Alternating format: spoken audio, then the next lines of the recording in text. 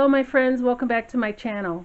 Today I'm participating in an open collab hosted by my friend Beverly of Beverly's Design Time using her BIB beading technique. For more information about this technique, please check out her channel and I'll link that down below. She wants us to at least attempt to utilize her beading technique for creating a beautiful decorative piece. I have created this beautiful cake plate and I will show you what I used to make it and how I made it in an attempt to make something using her technique. I hope you enjoy it. Take care. For this project, I'm using a charger from Michaels. This was a clearance item.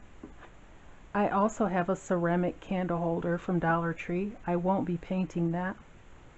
Some bales. These are from the jewelry section at Michaels.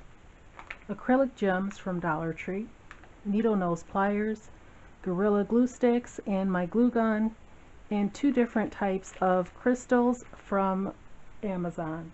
I'll try and link those down below.